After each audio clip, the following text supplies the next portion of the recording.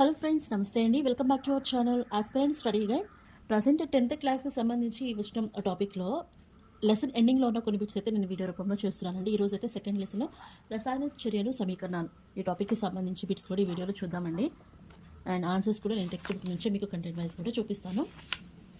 First bit చూడండి. కూరగాయలు కంపోస్ట్గా వియోగం చెందడం దేనికి ఉదాహరణ? కూరగాయలు కంపోస్ట్గా వియోగం చెందడం అనేది ఆక్సీకరణానికి ఉదాహరణ అండి. ఆక్సీకరణంకి ఉదాహరణ ఏంటి? కూరగాయలు కంపోస్ట్గా వియోగం చెందడం. ఆక్సీకరణం అంటే ఏంటి? ఆక్సిజన్ తీసుకోవడము లేదా హైడ్రోజన్ని విడుదల చేయడాన్ని ఏమంటామంటే ఆక్సీకరణం అంటారు.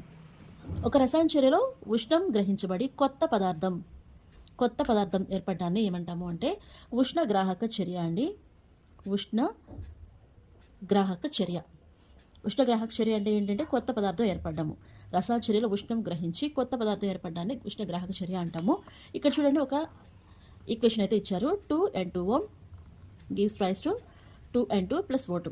ఇంకేంటి? నైట్రిక్ ఆక్సైడ్ ఇది వియోగం చెంది నైట్రోజన్ అండ్ ఆక్సిజన్ ఇస్తుంది. ఇది ఏ చర్యకు ఉదాహరణ? ఇక్కడ ఈ బిట్స్లో అయితే మనకి మోస్ట్లీ అన్ని బిట్స్ ఏంటి టైప్స్ ఆఫ్ కెమికల్ రియాక్షన్స్ మీదే ఉన్నాయి. అవి 4 టైప్స్ ఉన్నాయి కదా: రసాయన సంయోగము, రసాయన వియోగము, రసాయన స్థానభ్రంశము, రసాయన ద్వంద్వ వియోగము. ఈ 4 బిట్స్ మీదే ఈ టాపిక్లో అయితే బిట్స్ అయితే ఉన్నాయండి. ఇక్కడ ఏంటి? ఒక పదార్థం అనేది వియోగం చెందడం అంటే విడిపోవడాన్ని ఏమంటారంటే రసాయన వియోగం అంటారు. ఇది రసాయన వియోగానికి ఉదాహరణ. ఇక్కడ కాల్షియం నీటితో రియాక్షన్ జరిగి కాల్షియం హైడ్రాక్సైడ్ అండ్ ఏం గ్యాస్ రిలీజ్ చేస్తుందండి? హైడ్రోజన్ గ్యాస్ అనేది రిలీజ్ చేస్తుంది. ఇక్కడ చూడండి, కాల్షియం అనేది వాటర్తో రియాక్షన్ జరిగి, ఈ వాటర్తో రియాక్షన్ జరగడం వల్ల ఇక్కడ H2 అనేది ఎలా విడిపోతుంది అంటే H+OH అయాన్స్గా విడిపోవడం వల్ల దీనిలో ఉన్న కాల్షియం అనేది ఈ వాటర్లో విడిపోయినటువంటి OH అయాన్స్తో రియాక్షన్ జరిగి కాల్షియం హైడ్రాక్సైడ్ అనేది ఏర్పడుతుంది. అండ్ దీని నుంచి ఏం గ్యాస్ రిలీజ్ అవుతుందండి? హైడ్రోజన్ గ్యాస్ అనేది రిలీజ్ అవుతుంది. ఇది ఏ చర్యకు ఉదాహరణ అన్నారు. ఇక్కడ చూడండి, ఈ మూలకాలు అనేవి ఒకదాని ప్లేస్లో ఒకటి డిస్ప్లేస్మెంట్ జరిగాయి అనమాట. అంటే స్థానభ్రంశం జరిగింది కాబట్టి ఇది రసాయన స్థానభ్రంశంకు ఉదాహరణ. రసాయన స్థానభ్రంశానికి ఉదాహరణ. అండ్ ఇంకొక బిట్ ఎలా ఇవ్వచ్చు అంటే ఇలా రియాక్షన్ ఇచ్చేసి ఈ రియాక్షన్లో విడుదలయ్యేటువంటి వాయువు పేరేంటి అంటారు. ఇక్కడ చూడండి, ఆప్షన్స్లో ఏమి ఇవ్వచ్చు? ఆక్సిజన్ గ్యాస్ ఇవ్వచ్చు, హైడ్రోజన్ గ్యాస్ ఇవ్వచ్చు, లేకపోతే వాటర్ మాలిక్యూల్ వాటర్ వేపర్స్ అని ఇవ్వచ్చు, ఇలా ఇవ్వచ్చు కదా. సో కాల్షియం అనేది వాటర్తో రియాక్షన్ జరిగినప్పుడు కాల్షియం హైడ్రాక్సైడ్ అలానే గ్యాస్ని హైడ్రోజన్ గ్యాస్ని విడుదల చేస్తుంది. ఇది రసాయన స్థానభ్రంశంకు ఉదాహరణ. రసాయన సమీకరణంలో బాణం గుర్తుకు ఎడమ వైపున ఉన్న పదార్థాలను డాష్ అంటారు. రసాయన చర్యలో బాణం గుర్తుకు ఎడమ వైపున. ఫర్ ఎగ్జాంపుల్ ఇక్కడ చూడండి, ఇక్కడ ఉన్నాయి కదా, ఈక్వేషన్స్ ఉన్నాయి కదా.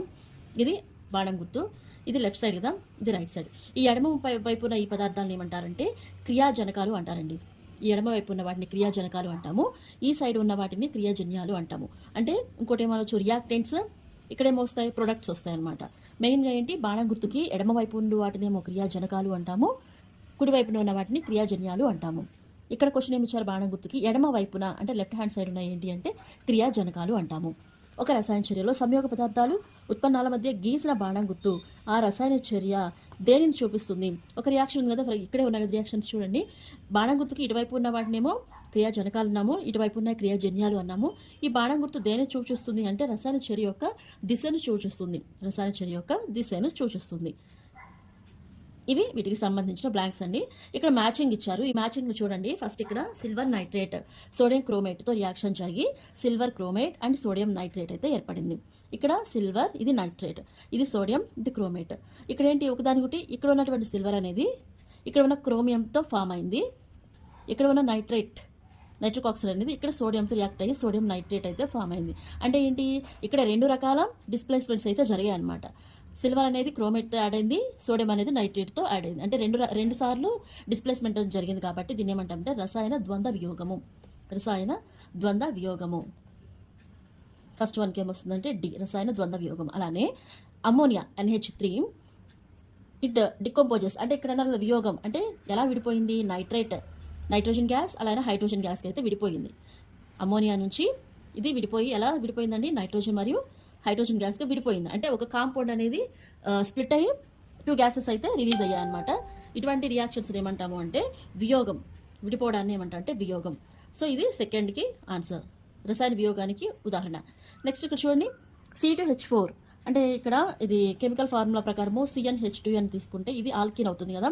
C2H4 అంటే ఇదేమవుతుందండి? ఇప్పుడు 2 కార్బన్స్ కాబట్టి ఇథిలీన్ ఈ కాంపౌండ్ ఏమంటారంటే ఇథిలీన్ అంటామన్నమాట. దాని యొక్క జనరల్ ఫార్ములా CnH2n. n+2 పెట్టామనుకోండి, ఇప్పుడు n+2 పెడితే 2 × 2 ఏమవుతుందండి, C2H4. ఇలాంటి కాంపౌండ్స్ ఏమంటారంటే ఆల్కీన్ అంటాము. ఈ కాంపౌండ్ పేరు 2 కార్బన్స్ ఉన్నాయి కాబట్టి ఇథిలీన్ అనేది నీటితో రియాక్షన్ జరిగి ఏం ఏర్పడుతుందండి, C2H6O ఏర్పడుతుంది. C2H6O అంటే ఈ రెండు కలిసి కొత్త ప్రొడక్ట్ అయితే ఫామ్ అయ్యాయి.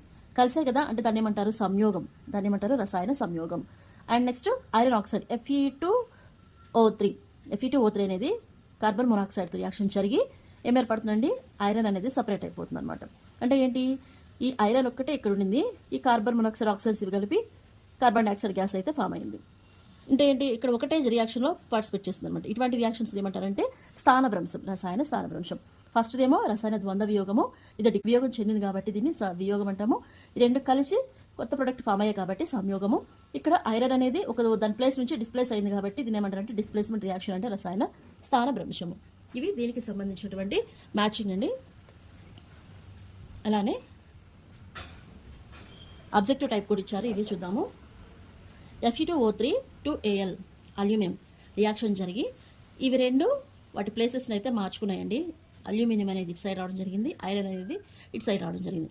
ఇక్కడ చూడండి, ఇక్కడ ఐరన్ అనేది ఆక్సిజన్తో ఫామ్ అయింది అంటే అది ఏ రియాక్షన్కి వస్తుందండి, ఆక్సిడేషన్. ఏదైనా ఎలిమెంట్ కావచ్చు, ఆక్సిజన్తో కలిస్తే అది ఆక్సీకరణ చర్య అవుతుంది కదా. Fe2O3 + 2Alతో రియాక్షన్ జరిగి అల్యూమినియము ఐరన్తో రెండు ఒకదానితోటి వాటి స్థానభ్రంశం, అంటే వాటి ప్లేసెస్ని మార్చుకున్నాయి. ఒక మూలకము వేరే ఒక మూలకం ప్లేస్ని ఆక్యుపై చేయడం లేదా స్థానభ్రంశం చెందడాన్ని ఏమంటారు, రసాయన స్థానభ్రంశం. ఇంకొకటి ఏంటంటే ఇక్కడ చూడండి, ఐరన్ అనేది ఆక్సిజన్తో రియాక్షన్ జరగడం, అంటే ఏదైనా మూలకము ఆక్సిజన్తో కలిస్తే అది ఆక్సిడేషన్ చర్యం, లేదా ఏదైనా ఒక మూలకము ఆక్సిజన్ కోల్పోతే ఏమంటారంటే దాన్ని రిడక్షన్. ఆక్సిజన్ తీసుకుంటే ఆక్సిడేషన్, ఆక్సిజన్ కోల్పోతే రిడక్షన్. ఇప్పుడు ఐరన్ ఆక్సైడ్ ట్రైఆక్సైడ్ అనేది అల్యూమినియంతో రియాక్షన్ జరిగి న్యూట్రల్ స్టేట్లో ఉన్నటువంటి ఐరన్ మాత్రమే ఫామ్ అయింది, అంటే ఇక్కడ ఆక్సిజన్ లేదు, అంటే ఇక్కడ ఐరన్ ఏమైనట్టు ఆక్సిజన్ కోల్పోయింది. కాబట్టి ఈ రియాక్షన్లో ఐరన్ యొక్క పాత్ర ఏంటంటే ఇదేంటండి, రిడక్షన్ చర్యలో ఐరన్ అనేది పార్టిసిపేట్ చేసిందనమాట. నెక్స్ట్ సజల హైడ్రోక్లోరిక్ ఆమ్లానికి ఇనుప రజన కలిపితే ఏం జరుగుతుంది, ఏం జరుగుతుంది, సరైన దానిని ఎన్నుకోనండి. సజల హైడ్రోక్లోరిక్ ఆమ్లం అంటే డైల్యూటెడ్ HCl, ఐరన్ క్లోరైడ్ ఏర్పడి, ఇనుప రజ అంటే ఏంటండి, ఐరనే కదా, ఐరన్ మెటల్స్, ఐరన్ ఏర్పడి హైడ్రోజన్ వాయువు ఏర్పడుతుంది. నేను ఈక్వేషన్ వేస్తా చూడండి, ఇక్కడ డైల్యూటెడ్ హైడ్రోక్లోరిక్ యాసిడ్ అనేది ఐరన్తో రియాక్షన్ జరగాలి, ఓకేనా. లేకపోతే ఇది ఇలా తీసుకుని ఇబ్బంది లేదు. హైడ్రోక్లోరిక్ యాసిడ్ అనేది ఐరన్తో రియాక్షన్ జరిగినప్పుడు it gives iron chloride and hydrogen gas అనేది బయటికి వెలువడుతుంది. అండ్ ఇది first option. Second, iron oxide ఏర్పడి క్లోరిన్ వాయువు ఏర్పడుతుంది అంటున్నాడు. ఐరన్ ఆక్సైడ్ అంట, ఎలాంటి చర్య జరగదు అన్నారు. అండ్ ఐరన్ లవణము మరియు నీరు ఏర్పడిన అన్నారు. ఇక్కడ ఏంటంటే సజల హైడ్రోక్లోరిక్ ఆమ్లం అనేది ఐరన్తో రియాక్షన్ జరిగినప్పుడు హైడ్రోజన్ క్లోరైడ్ ఏర్పడి హైడ్రోజన్ వాయువు అనేది ఏర్పడుతుంది. ఐరన్ క్లోరైడ్ ఏర్పడి హైడ్రోజన్ వాయువు అయితే ఏర్పడింది. ఇక్కడ ఆన్సర్ ఫస్ట్ ఆప్షన్ అండి. ఇక్కడ చూడండి, లెడ్ ఆక్సైడ్ అనేది కార్బన్తో రియాక్షన్ జరిగినప్పుడు ఇక్కడ కూడా సేమ్ అంతే కదా, డిస్ప్లేస్మెంట్ కిందకే వస్తుంది కదా, డిస్ప్లేస్మెంట్. ఐరన్ ఆక్సైడ్ కార్బన్తో రియాక్షన్ జరిపి lead and carbon dioxide gas అయితే రిలీజ్ చేసింది. పై సమీకరణం నుంచి క్రింది వారిలో ఏది సరైనది, లెడ్ ఆక్సైడ్ క్షయకరణానికి గురవుతుంది, లెడ్ అండ్ కార్బన్ డైఆక్సైడ్ ఆక్సీకరణం చెందుతుంది, కార్బన్ ఆక్సీకరణము చెందుతుంది. ఇక్కడ చూడండి, లెడ్ ఆక్సైడ్ క్షయకరణానికి గురవదు, లెడ్ క్షయకరణానికి గురవుతుంది. అండ్ కార్బన్ డైఆక్సైడ్ ఆక్సీకరణం చెందుతుంది అంటున్నాడు. కార్బన్ డైఆక్సైడ్ ఆక్సీకరణం తర్వాత కార్బన్ డైఆక్సైడ్ ఫామ్ అయిందనమాట, కాబట్టి కార్బన్ డైఆక్సైడ్ ఆక్సీకరణం అనేది చెందదు. ఆక్సీకరణ జరిగింది ఏంటి, కార్బన్ మాత్రమే. కార్బన్ ఆక్సిజన్తో కలిసి కార్బన్ డైఆక్సైడ్ ఫామ్ అయింది కాబట్టి దీన్ని ఆక్సీకరణం అంటాము. కాబట్టి ఇక్కడ ఆక్సీకరణ పార్టిసిపేట్ చేసింది ఏంటంటే ఓన్లీ కార్బన్ మాత్రమే, నాట్ కార్బన్ డైఆక్సైడ్. ఇక్కడ ఓన్లీ లెడ్ ఇచ్చినట్టయితే క్షయకరణానికి గురవుతుందని పెట్టొచ్చు. ఓకేనండి, సో ఇక్కడ ఆన్సర్ సి ఆప్షన్. ఓకేనండి, next bit, barium chloride and sodium sulphate. It gives barium sulphate and sodium chloride. ఇక్కడ చూడండి, రెండు రకాల డిస్ప్లేస్మెంట్ అయితే జరుగుతుంది. రెండు మూలకాలు అయితే ఒకటి దాని ప్లేసెస్ మార్చుకుంటున్నాయి. సోడియం అనేది ఇటు సైడ్ వస్తుంది, బేరియం అనేది ఇటు సైడ్ వస్తుంది, అంటే 2 times డిస్ప్లేస్మెంట్ జరిగింది. వాటి ప్లేసెస్ అనేవి స్థానభ్రంశం జరిగాయి కాబట్టి అది రసాయన ద్వంద్వ వియోగానికి ఎగ్జాంపుల్. హైడ్రోజన్ క్లోరిన్ల నుండి హైడ్రోజన్ క్లోరైడ్ ఏర్పడడం ఏ రకమైన రసాయన చర్య, హైడ్రోజన్ క్లోరిన్ H2 + Cl2, వీటి నుంచి ఏ ఫామ్ అయిందండి, hydrogen chloride. It gives 2HCl. H2 plus Cl2 gives hydrogen chloride. Balancing కోసం ఇక్కడ 2 హైడ్రోజన్స్ ఉన్నాయి, ఇక్కడ 2 క్లోరిన్స్ ఉన్నాయి కాబట్టి మనం ఇక్కడ 2 యాడ్ చేసాము. అంటే ఏంటి, బాణం గుర్తుకి లెఫ్ట్ సైడ్ ఉన్నటువంటి క్రియాజనకాలు, రైట్ సైడ్ ఉన్నటువంటి క్రియాజనాలు రెండు కూడా ఈక్వల్ లెవెల్లోనే ఉండాలన్నమాట. లేదంటే అది ఇంబ్యాలెన్స్డ్ రియాక్షన్ అవుతుంది, ఇంబ్యాలెన్స్డ్ కింద ఉంటుంది అనమాట. సో దాన్ని బ్యాలెన్స్ చేయడం కోసం మనము ఇలాగ బ్యాలెన్స్ చేయాలన్నమాట. ఇక్కడ 2 హైడ్రోజన్స్ ఉన్నాయి, 2 క్లోరిన్స్ ఉన్నాయి కాబట్టి మనము దీని ముందు 2 వేసాము. ఆఫ్టర్ రియాక్షన్ కూడా 2 హైడ్రోజన్స్ 2 క్లోరిన్స్ ఉంటాయి.